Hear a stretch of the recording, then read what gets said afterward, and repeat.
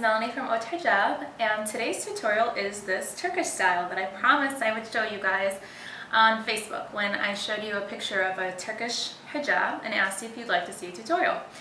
The answer was a resounding yes, so here it is. This is the finished look, and in addition to this look I show you two others that are really simple to do with the same scarf and the same style, but just a little different twist. So I hope you enjoy it, and if you have any other tutorial requests, please feel free to reach out and I will do my best to get them to you. Thank you so much. Enjoy! Okay, so I've got my Turkish hijab, and this particular hijab I actually got from my Turkish friend Deniz, who's actually our model for Haute Hijab. And every time she goes to Turkey, she comes back with the most beautiful scarves, and if I'm lucky enough, I can get my first pick because everyone goes crazy over them because they are so beautiful. Now, to start with, you're going to fold the Turkish scarf in the same way I've showed you in previous videos, where you don't make a perfect triangle, but you fold it so that there's a lot more fabric left on either side. So just a little note about Turkish scarves. Most of them are made out of satin. If they're not straight up satin, then they'll be more of like a matte satin. And the size of these are actually pretty small. These are the same size of the scarves that we currently make, that we're actually changing the size up to be a bit larger. And the reason why these work in a smaller size is because they're made of an opaque satin. So even if you folded it so you had this much to work with, and then you brought it over, you could still do that because it's all opaque. Nothing is see-through. With like our chiffon scarves, it's a bit different. So I'm going to fold it just about 7-8 inches left to spare. And then another note is this undercap that I'm wearing. So this is I'm wearing a typical cotton two-piece hijab. These are, you can get these pretty much anywhere.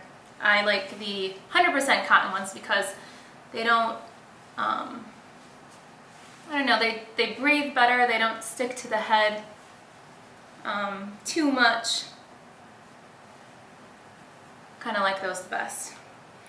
So how you're going to do it is, do you see how when I put this over my face I didn't fold anything? I didn't do one of these. The Turkish style is typically with the fold either in a nice curve or pointed, however you prefer to wear it. A lot of it depends on your face shape. But they don't fold the sides. They just kind of leave those the way they are. I'm just going to pin underneath my chin. Okay. Now another note that I want to talk about is the high volume bun that I have underneath my scarf. So this is also very, very authentically Turkish. What Turkish women will do is have this high volume bun in the back to achieve this kind of, when we were in high school we used to call it the princess look.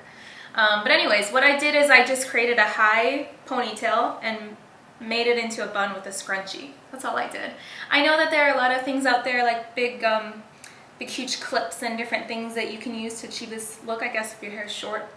But I prefer not to use those just because, I don't know, with my own hair I feel like there's nothing fake underneath my scarf. It's my hair with, in a bun. So once you've got that, you're going to put the scarf on as I showed you. And then for the particular look I showed you on Facebook, what you're going to do is you're going to take both sides. It's super simple. Bring both strands to the opposite ends. And then in the back, you're going to take both sides, and you can either safety pin them or you can tie them, whatever you prefer. I'm just going to tie it just like that. So then you can fix the front how you like it. But this is pretty much the look. So you've got the really elegant back part of the hijab hanging loosely, and that's really the look. So another short look that I'm going to show you, another cute look that I'm going to show you that doesn't take a lot of time, is a look where you make one strand much longer than the other. So, kind of like this. And again, you're just going to pin it underneath your chin. Yep, just like that.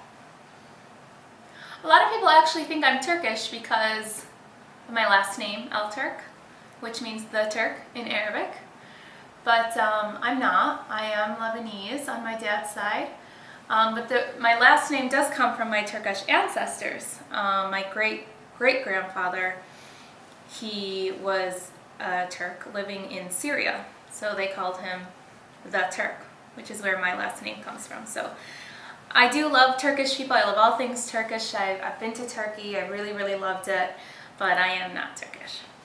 Okay, so once you've got one strand much longer than the other, you're going to take that longer strand and just bring it to the back to the front. Okay, just like that. So what you can do, and what I like to do, is I either like to take the shorter strand and I like to tie it together to create this cute little bow look. Or what you can do with it, and this is a trick I learned from my Turkish friend, again, Deniz, who when she wraps her Turkish hijabs, she takes that strand and she just tucks it right in. She tucks it right here. And then you can just leave this hanging out.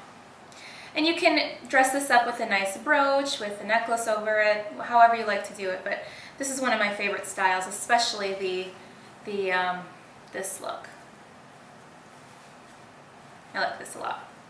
So it's really simple. I hope you got the hang of it. If you have any questions, feel free to reach out to me at melanie.alturk@hautehijab.com, or you can hit us up on Facebook, on Instagram, on our blog, or by email. So thanks so much. Hope you enjoyed it. Take care. Assalamu alaikum.